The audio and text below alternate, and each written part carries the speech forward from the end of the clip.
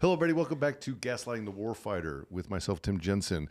And we have a great episode for you today. It happens to be 420, and I couldn't think of somebody better to bring on this episode to talk about some of the issues that are happening within the state of Texas, other states across the United States, as well as the plant-based movement that is happening inside the United States right now, today. Here. It's absolutely incredible. So I want to introduce Carlos Duran. He's a plant-based guide and co-founder of Savage Encounter, a men's spiritual retreat in Colombia. With over 12 years of experience working with Yagé, Carlos helps men and veterans heal trauma and reconnect with their inner strength. His journey began after overcoming a troubled past, leading him to study under renowned shaman Taita Juanito. Through Savage Encounter and Operation Purify, he's changed lives with ancestral plant-based medicine. Carlos, brother, welcome to the show, man. Tim, thank you for having me. Really appreciate it. Yeah, man. I mean, we're in a bit of a different setting than I'm normally in. This is dope. This is nice. This is quite nice. This is, ladies and gentlemen, the new Grunt Style Foundation podcast set, and you're going to be seeing a lot of content coming out of here, and you're going to be the first one, buddy. Thank you. I'm honored. Right? Really, truly. Here we are on 420. I wish we had a couple of joints with us, but we don't. But nonetheless, it's in the heart. It's in the heart. That's right. So, tell us a little bit about yourself, and let's get the people that's listening. What is it that you do? Get them to understand the things that you're involved in. My where I ended up in life is not where I started. It's been a crazy, wild ride. I was born and raised in Union City, New Jersey, which is right on the River Hudson, Section 8 neighborhood, first generation American born. My parents were both immigrants from Cuba. And on this long, crazy, wild, messy ride called life, I went from being raised in an outlaw family, like literally just a very, very simply said. It was just like my dad was a crime lord, and that's the environment we grew up in. I never saw myself being in the Amazon for years, studying indigenous cultures and holistic healing through plants. But here we are, and this has been an amazing experience, and I'm honored to share today with the Western world the stories, the culture, and the healing modalities that the Amazon can offer for those of us that are interested. Yeah, it's it's truly a beautiful culture, beautiful aspect of how they address nature and bring it into their life, into their community, into everything that they do. One of the things that I think I want to share with everybody about you is that you're one of those fantastic storytellers I've ever come across, and we've sat in a couple places together, and listening to you when you're in your natural setting, where you're providing wisdom and great words of inspiration to people that desperately need it, I think is some of the most calming. Man, I don't even know how to even put it in the words. Like that integration event that we shared last September. I sat in that room and watched how you worked everybody in that room into a position of peace, of centering themselves, grounding themselves in the world that they live in, and you did it through storytelling, and you did it in a way that really, like through the medicine, it all connected in the right way. And there's not very people that can do that, right? And I just wanted to recognize that and share that with everybody. Like you're somebody special, man. Thank you, Tim. I appreciate that. My grandparents would say that everything that you see in me that is special is something that you already have inside of you that is special. And what makes the connection real through the weaving of the stories is because the word is a thread and a needle. And we weave with our word. We weave the reality of our life. We weave the fabric of our relationships. The condition of our day is woven by the first words that we use when we wake up. So words are very important in telling the story of our return, of humanity's return back to nature, back past the illusion of separation and division, and into the truth and the totality of oneness. And we realize that we all share this story, as my ancestors would say. We all come from the same vision, returning to the same vision. And the process has been learning in the middle. Yeah, yeah, it's incredible. Tell us about your family's lineage. What makes it, well, in the Western world here in the United States, it is much different. We live in in two paradigms, right? An urban or a rural environment, and that really will set kind of what the future of your life will be looking like towards on the path that you're going to walk.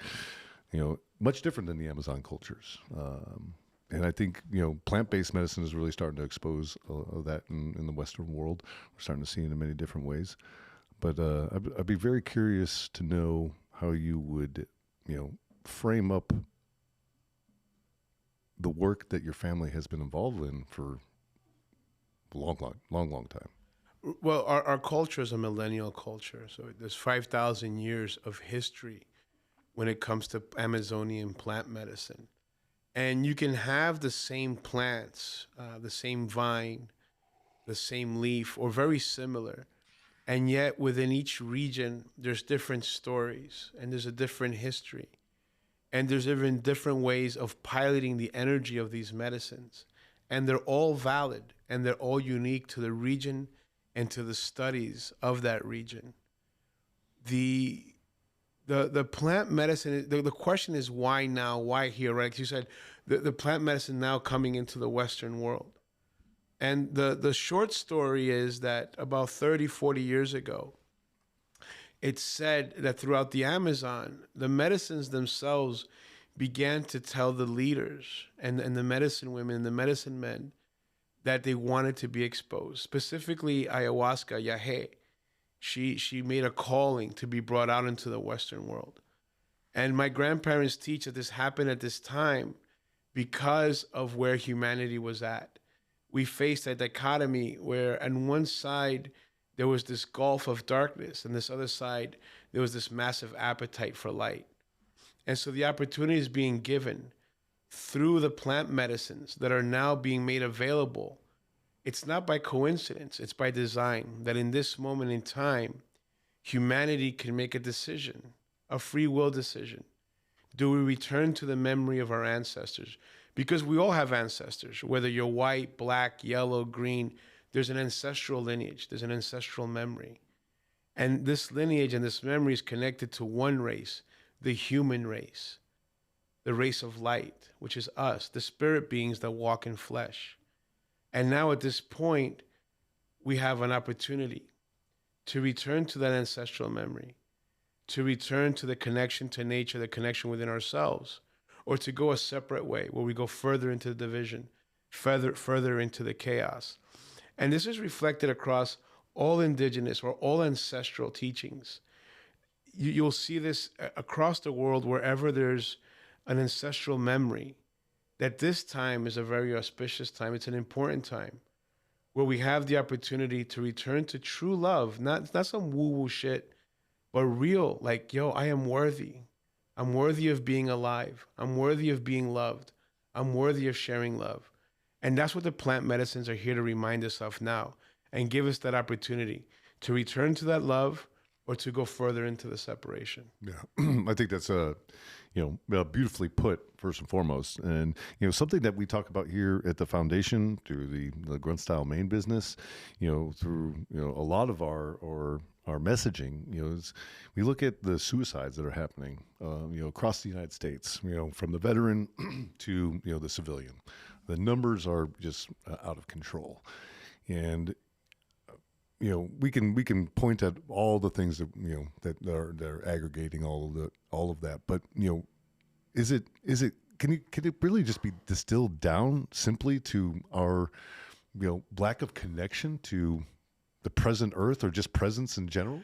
Yeah, my grandparents would say absolutely. Because if you think about it, everything that's important in life is simple. Breathing is not complicated. Eating is not complicated. Making children is really easy. Right. It happens in 2 minutes or less, So when we really look at the image or the blueprint that nature gives us for living, it is simple. Okay. You put the seed in the soil, you take care of the soil, the seed grows, it gives you fruit. It doesn't mean that it's without challenge. No, simplicity and challenge are not mutually exclusive. Something can be simple, like a bench press is a simple thing, but the more weight, the more challenging it is. Right. Okay. So yes, it is as simple as remembering that we are already connected, that the Creator lives in all of us, and that nature is there as our brother and our sister. It really is that simple, but it is challenging because of all the layers that exist in society that are layered upon us from the time we're born. Yeah, yeah. We were before the show. We were talking about the layers, right? You had mentioned, your son running around and as a baby, and then here he is, a little older, and now he's layered up with clothing. Yeah, that is a human layering aspect, right? There's a needs, but are those real needs or are those self-imposed? Are those self-imposed? Right. It's very fascinating. So with the way that this medicine is working. And in speaking to the shamans in the Amazonian region, saying we want to, be exposed, we want to be more plentiful for people. What do you think is driving that? I find that extraordinarily peculiar because, it seems like within the last 4 years, like the plant-based medicine is exploding across the globe. Is it the medicine, is it the spirits all coming to moving that and pushing that, or is it zeitgeist? Is it culture? Is it the woo people that are just like, oh wow, this is really great, I can make money off of this?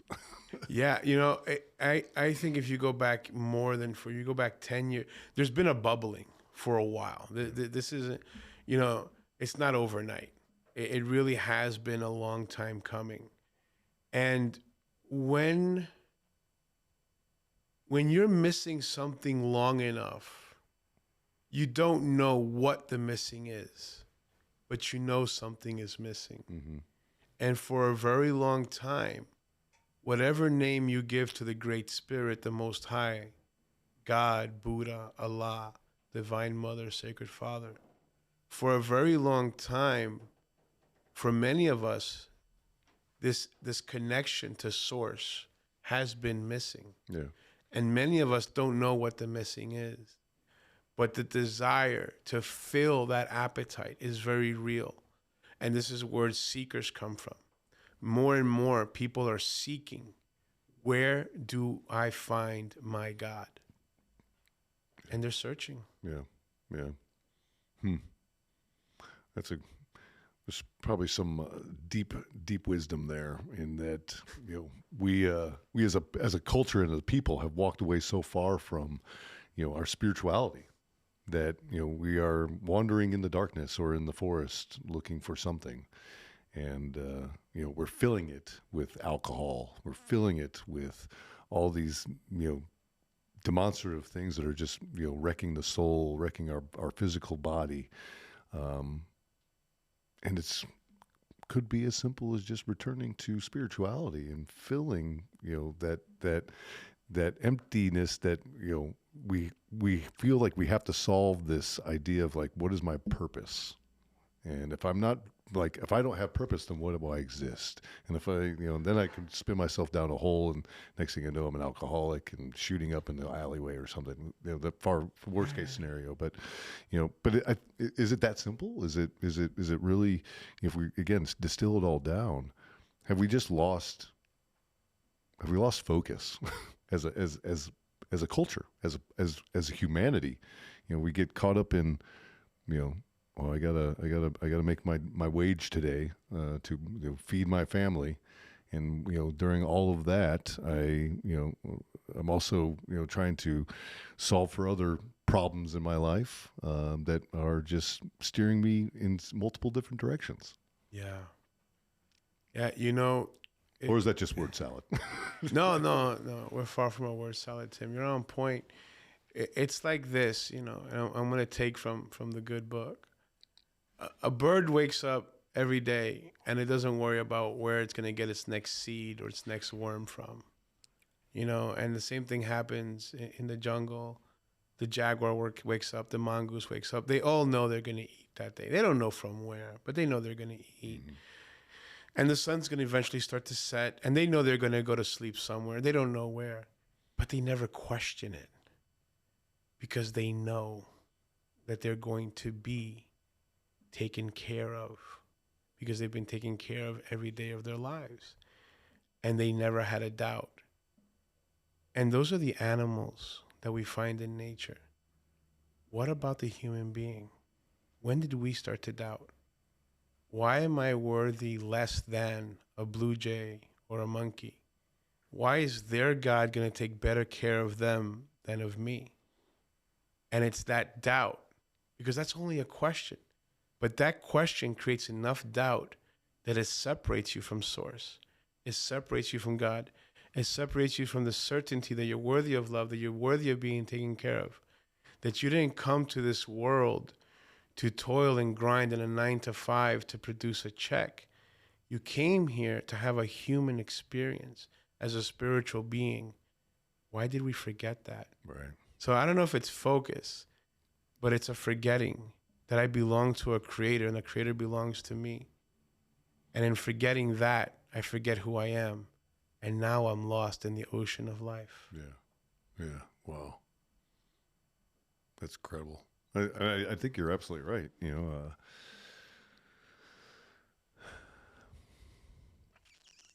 We've if you look back throughout throughout human history, right? It's a tale of walking away from the divine, right? As we become more technical and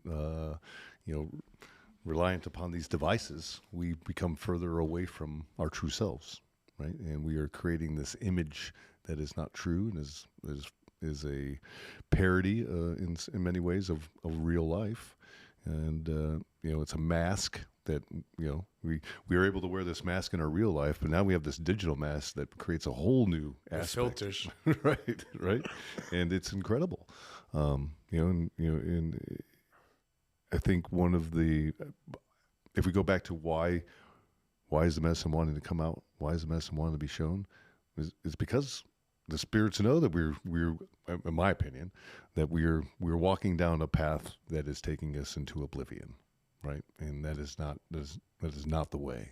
Yes, sir. Right? And we are hurting so many things along the way. And this is, I'm certainly not a liberal and talking liberal nonsense or trash along a political stature, but you can't look at what is happening in the world today and around us and the course of human trajectory and not think that that's the direction of what we're heading, right? Is now we have AI, right? I love AI, but that shit is evil.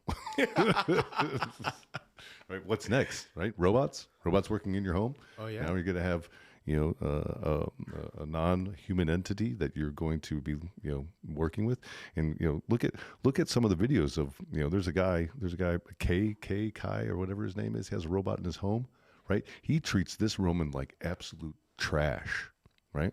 And that is an exposure of what humans are. Right? If you really look at, take that step back, humans have an incredible way of treating things that are not human, like trash, right? And exert that human thing over the top of it and push it down and destroy it, or we can raise it up and be beautiful. But I think that's the harder path that people are not wanting to take.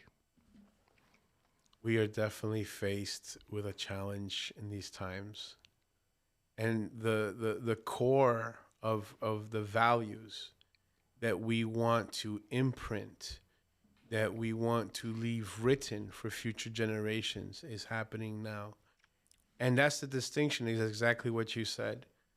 We're going to make a decision collectively here, whether we're going to expand into the return of remembering that we're one with nature and valuing life, or we're going to go further into the abyss and further into the illusion of separation. Yeah, that's what my grandparents teach, and I subscribe to that. Yeah, and you're doing it. You've built several businesses and several organizations that are bringing people to this healing, right? That is ancestral. between Savage Encounter and Operation Purify. These are two great organizations that are really doing the work. Grunt Style Foundation has partnered with Operation Purify and brought veterans down into the Colombian, Yes. the forests. Yeah. And one of my dear friends, Will Wisner, was at the receiving end of your medicine. Yeah, He Will was speaks- there with us. He speaks beautifully of it, right? And the things that come out of that. So tell us how you and your lineage and your family is stepping up to take us back to nature rather than taking us into the oblivion. Well, one of the things that's important for us is sharing, just sharing the stories, so that the memory can keep weaving into the future, so that the memory of the ancestors keeps living in our hearts. It's a living memory, and we share these stories of how humanity works with nature, of how the Creator uses nature to provide for us everything that we need. Because when you look at nature, everything that the human being needs is already there. And how is that possible? How could every possible need that you were ever going to have, from the desire to need a fiber for clothes, cotton, dyes to color, to paint, food to eat, tools, everything can be sourced from nature. Mm-hmm. And that is there for us here and now.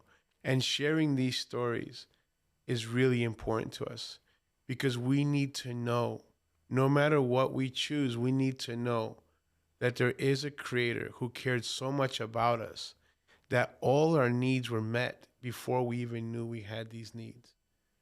With this knowledge, what you do with it is up to you. But we need to know this, so that the excuse of "I was never loved" is not there. Your Creator has always loved you and has always given you everything that you need, will always love you, will not give you what you want, but will give you what you need.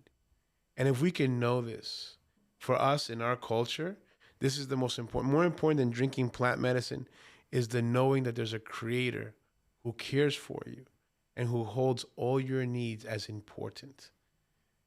That for us is the most important thing of all, is that connection with Source, with Creator. Then from there is the sharing of the plant medicine. For us is Yagé. And Yagé is the Colombian version of ayahuasca. Sharing this door, because it's only one door of many spiritual doors that we can walk through to grow, to return, to reconnect with Source, to reconnect with ourselves, to remove the limiting shame of the past, to remove this concept of limiting beliefs, of guilt, right? The plant medicine there is to free you of the weights that don't serve you, that keep you from living in your highest purpose. Sharing about the plant medicines for us is really important, because it lets us know, it teaches us that in nature, there are masters, there are teachers. For example, today on 420, the master of cannabis, for us, Santa Maria, the Holy Mother, the Holy Mary. This for us is a very sacred plant that can be used in many different ways, topically, orally. It can be ingested with food. It can be applied as an oil. It can be smoked. There's ritual and there's ceremony for us with cannabis, with Santa Maria. So helping humanity remember that all the plants are sacred, and that there's purpose and reason for the plants in our lives, and that there's rituals and ceremonies in how to connect with these plants, to use them the way that they were intended to. That for us is a big purpose in the sharing of our culture today. Yeah. One of the things that I really enjoyed from that integration session last September was the way that you spoke about the relationships with Santa Maria, right? And, they could be very beautiful or they could be destructive, and, based on, however you're using that medicine. I'd love for you to share that wisdom. Like that was I needed to hear that. Yeah, I'd be happy to, brother. So when we look at, excuse me, when we look at Santa Maria, when we look at cannabis, what we see is a master plant. It has a voice, and anyone that has smoked at least 2 or 3 times, you feel it. There's an energy to this plant. When we look at the plant kingdom, what we see are allies and pillars. Santa Maria is a pillar that you can use in your life to help you grow spiritually, mentally, and physically. It's an ally that you can use for spiritual wisdom. Like every other spiritual tool, there's a way to use it. Right? So it's because we're not taught, so we don't see things. But you can't really use a hammer as a screwdriver, right? And you're not going to use a screwdriver, as a corking gun. So everything we have to understand has a place. When we come to Santa Maria, when we come to cannabis, we should come to her with an open heart as something that we're going to receive into our life. Not just as something, and look, there is no judgment. However you're using it now, that's how you're using it. What I want to share with you is an opportunity, a possibility of evolving your relationship, of reframing your relationship so that you get more from your relationship with cannabis. And if we go down to the most simple way, how do I receive this cannabis, the Santa Maria, when it comes into my home? Is it just in a plastic baggie? Do I throw it in the corner, throw it in the fridge? Or can I see the plant as a part of nature, as a piece of ancestral wisdom that's here to bless my life? So with that perspective, can I give her a special place in my home? Maybe a beautiful box or a place on my altar, some place that says, this is your seat. This is your seat in my home, and I honor you. And when you bring the Santa Maria home, right, other people have been touching it and manipulating it, right? And there is energetic frequencies there and imprints. So you take a little bit of sage or copal and you smudge it, or palo santo, and you just smudge your flower, right? And then you place it in that special place. You can have ceremony with it. You can sing to it. You can invoke the Creator, asking the Creator, whatever your relationship with the plant is, that the plant bring you the wisdom on how to best connect with her. Because we all know this for a fact. I've been smoking since I was 16 years old. And you get to a place where you almost like have to smoke, but you hate being so foggy brained about it. You hate the droopiness, but you need to get high, right? So how do we change that relationship so that I'm only connecting with the plant when it's going to serve me, not when I'm going to be a slave to it? How do I recalibrate? And that comes from when and where I'm using the plant and how I'm using the plant. If we use the plant and we mix it with alcohol, this is mixing two spirits that don't go well together. So this is going to cause friction in your relationship with the plant. If you're always taking the plant and just smoking and zoning out, then it's like a relationship where you don't talk, there's no communication. And this is going to cause you to feel separate from the plant. When the plant gives you ideas and advice, if you don't write them down and take action, then this is wasted wisdom. So if you don't take action, the plant's just not going to give you any more wisdom. And when you begin to mix the plant with other medicines, it'll cause confusion, because it's like having one teacher in one ear and another teacher in another ear talking to you at the same time. So it's really important to begin, if you want, to begin to see the plant as something sacred, as a piece of ancestral wisdom, and to begin to pay attention to how is it that you bring it home? How do you care for it? How do you commune with it? Can you go into nature and smoke a little bit and listen to nature? Be barefoot, walk on the beach, of course, weather permitting. Can you smoke a little bit and listen to music that's uplifting, that's on a 440 love frequency? Where in my life am I using this plant as an escape rather than as a support? And begin to change that. And it's really easy. You ask the plant herself, how can I improve my relationship with you? And this might sound woo-woo and far-fetched, but remember, I come from the jungle. We talk to the rocks. It's the truth. I believe it. I believe it. I love it. I love every minute of it. And I think what you're saying is so true. Like, cannabis is so accessible today, right? We were joking before the show that we now have to go to the black market to get unpoisoned weed. That's right. Imagine that, people. Like, that's incredible. But it's highly accessible these days, and Is the relationship that people have with it a healthy relationship, or are we just swapping one spirit for another that is filling a void, like, and that spirit is alcohol, right? I'm talking about, it's like we're replacing alcohol with something else, and really just, continuing on bad behavior, right? That's what I wonder. That's a valid question. I am going to defer to my history as a fat boy. I was really overweight for a long time, Tim, and I struggled because of the emotional attachment that I had to food. Mm-hmm. And what I decided was that less evil was okay. Okay. So if you somewhere between the Oreo cookie and Nature's, or the Nature's one, the plant-based brand, that's a I would feed that to my dog. That's a better choice than the Oreo, right? So if you're actually scaling down to reach something, right, that's a good thing, right? If you're drinking and you're gonna swap drinking for smoking, I'm all for it. Yeah. Are we gonna move forward from there, right? What's the forward plan, right? Right. So in that sense, I think it's great. Right? Between drinking and smoking, please, I'd rather you smoke than drink 100 times over. Just on the energetics of the spirits behind the spirit of alcohol and the spirit of Santa Maria, very different energies. And then we have to look at, again, accessibility. There's a way that nature, and we in the West always want to make it better. Mm-hmm. It's not ayahuasca, it's Aya. Right? In 5,000 years, no indigenous person ever said, Aya. No, but here in the West, we make things different, right?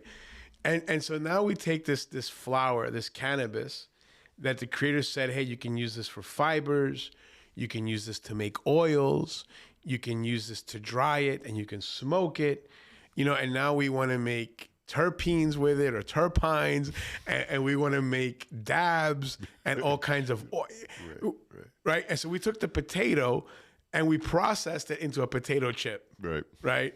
We took the sacred cannabis and we've processed it down into these vape pens, and way different, way different. And gummies, right?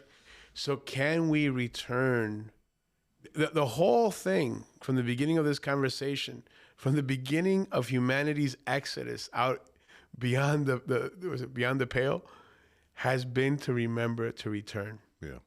So as we return to nature, so can we return to the use of cannabis the way it was intended, as something that is sacred, as something that we hold in ritual and ceremony, and that's all it is, and everything else is the individual's relationship with the plant, which no one can judge, because that's between you, nature, and the creator. Yeah, that's excellent.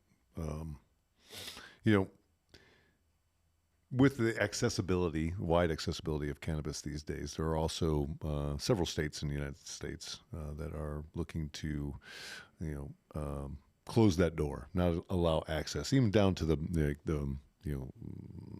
hemp level. I'm saying, well, we're not even going to do hemp rope, hemp paper. No, out the door. We don't need that. CBD. No.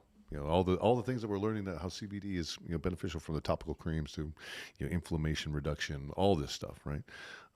But I'll use Texas as a great example. You have lawmakers in the state that are trying to ban a complete banning of THC that would remove any access to cannabinoids or cannabinols that have great benefits for some of these ailments that people are using the product for.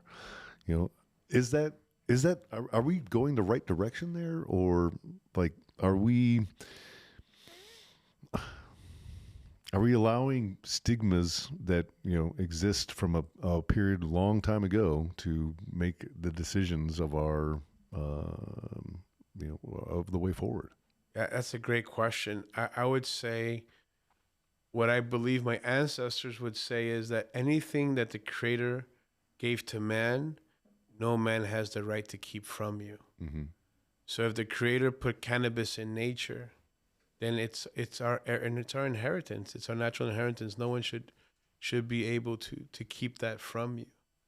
And it's curious because I don't know this to be the case, but many times those that would stand on a hill that stands against natural remedies stand for pharmaceutical solutions. Yeah.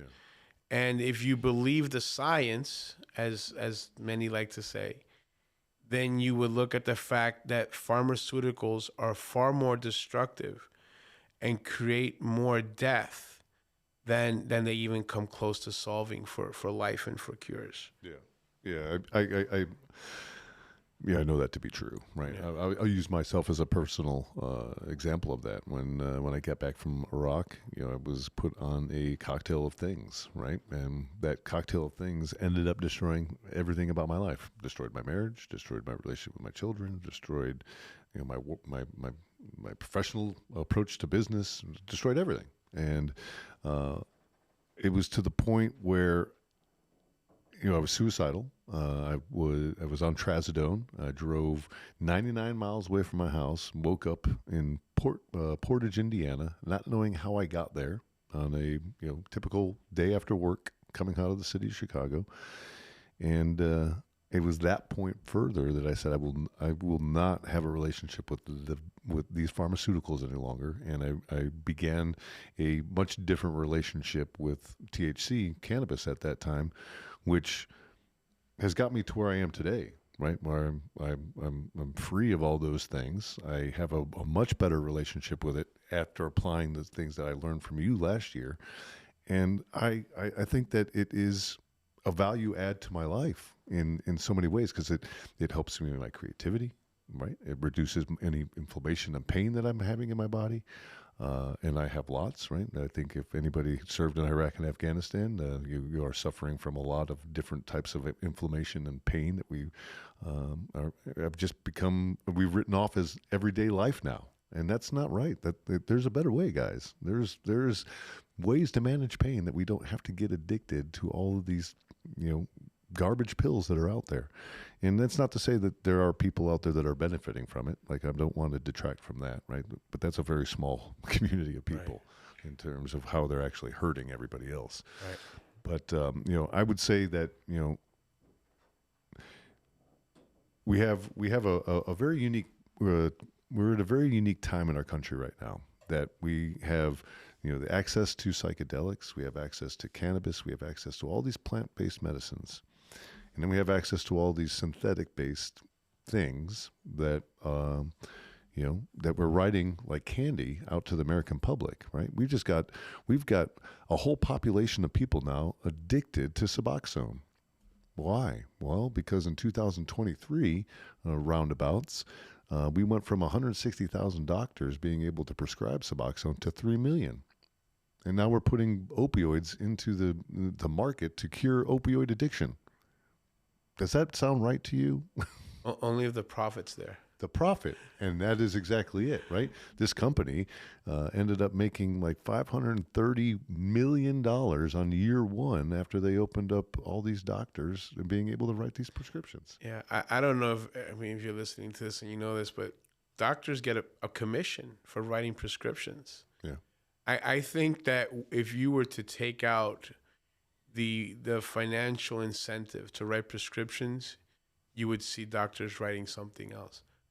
Because they can write, I didn't know this till recently, they can write prescriptions to go to yoga and to take like a breathwork class. Like a prescription is just a solution to deal with a symptom. Yeah. It doesn't have to, but there's no yoga studio handing out $100 every time they write you a script. Right. I don't see anybody writing grants to go to yoga. No. But we are writing grants to take people to Colombia, right? And, yes. And put veterans through your program. Yes. That is something that I am extraordinarily proud about. And, what does a typical event down your way look like? Well, down your way of the Yahweh. Let's talk about the veterans opportunity. So this year, Operation Purify, for the first time, is opening up to veterans' families and veterans or military families. And the way that begins is you go to operationpurify.com and you just book a call, and you're gonna end up talking to Ryan Carey. Ryan Carey's our military liaison. He's a co-founder of Operation Purify. He was part of the Canadian Royal Infantry in Afghanistan. He was part of Operation Medusa, and the guy was also a former Canadian Football League player, like real Captain Canada, just done it all. And he's an amazing human being. So you just book a free call with him and you talk. He's going to understand where you're at, where you're coming from, and he's going to help you understand whether there's a fit for you or not. And then basically we have a 3-week online preparation. We meet once a week online with you and the other 14 veterans that are going to be coming down, or veteran family members. And then we have a 2-week experience in the jungle. We do a lot more than just drink plant medicine. There are 4 Yagé ceremonies, but it's really so much more than that. There's workshops. There are other ceremonies, other rituals. There's time by the fire, time in nature, time in the pool, time to build community and reconnect to a new tribe, and really, really fucking delicious food. Yeah, really good food. I was unfortunately something had come up, and I was at the last minute, Tim. That's right. You're gonna come down. Yeah. And then when you come home, you're not alone. We have 5 weeks of live integration that we do together online, and then we have a Telegram group where every member of Operation Purify is there, and every once in a while, a little chat storms up, and we share about life. Yeah, that's beautiful, and it's changing lives. We've talked to several people. I personally talked to several people that have gone through it, and just seeing what they have learned from it, what they had taken away from it, is incredible. Members of our staff have benefited from it. This is, the work that you're doing, the work that we're doing, that this medicine is doing, is. It's profound, man, and I find myself thinking about this often. That this is the most important work that I have ever done in my life, and to be surrounded with individuals like you, my brother Jalen Garnett from the Lakota up north, and my new friend Justin that is doing some incredible work that I hope that you all will meet soon enough. That's my life. That's the work. That's the work. The work is the service, brother. And the service is the purpose. That's right. That's right. And I've been fortunate enough to find mine. Amen. And I want to say thank you, Carlos, to the everything you're doing. You're changing lives, man. Brother, we're doing it together, because if I were doing it in a vacuum, but you create the platform, you create resources, you create the bridges. We're all doing this together. That's right. It's a tapestry that we're weaving. That's right. That's right.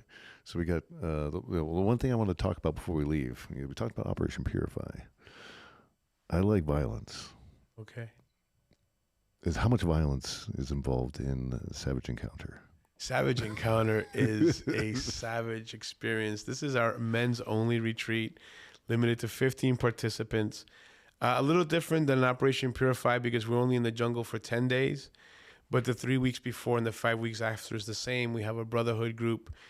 And this is powerful because where does the violence come in? Because there is a violent moment when you're challenged to release the shame of your past as a man. Mm-hmm. When you're challenged to forgive your parents and to love the little boy that's inside of you. That is a very violent time because you're very exposed. And there's a lot of shit from the past that wants to hold you back that you must shake and you must release.